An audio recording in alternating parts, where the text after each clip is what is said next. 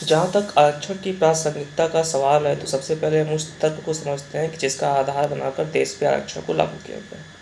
तर्क क्या था कि कुछ विशेष समुदाय के लोगों को वह अवसर नहीं मिला जो सवर्णों को मिला, यानी कि क्षत्रियों, ब्राह्मणों, भूमिहारों, लाला जो भी इसके अंदर आते, जो उनको मिला वो अवसर कहीं न कहीं किसी समुदाय विशेष के लोगों को नहीं मिला। इस तर्क के आधार पर आरक्षण को लाया गया और अभी तक इसको चलाया जा रहा है।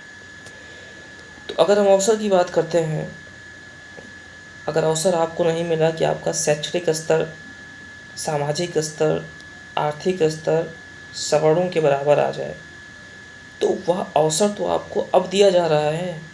किसी विश्वविद्यालय में या किसी महाविद्यालय में या फिर किसी कोई भी इंस्टीट्यूशन में एक प्रवेश परीक्षा होती है और उस प्रवेश परीक्षा में आपको आरक्षण दिया जाता है।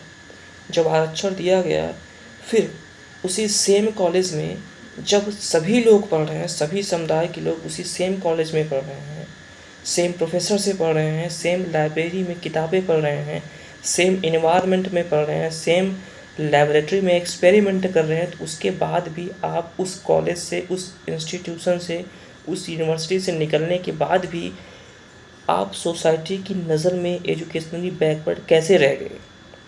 इसमें क्या सवर्णों की गलती है? जब एक ही अध्यापक दोनों को पढ़ा रहा है तो एक फॉरवर्ड कैसे हो गया, दूसरा कैसे बैकवर्ड रह गया?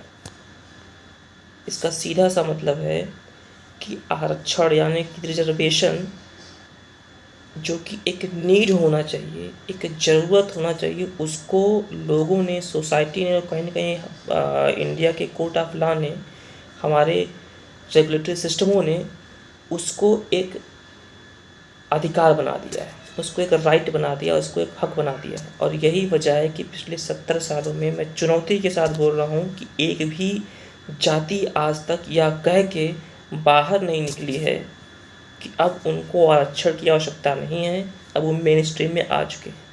ऑन कंट्री होता क्या है कि हर दिन कोई न कोई जाति ओबीसी में आने की मांग करती है। वो कोई तर्क रखते हैं कि हम सोशली, एजुकेशनली इस वजह से बैकवर्ड रह गए, हमको भी ओबीसी का दर्जा चाहिए।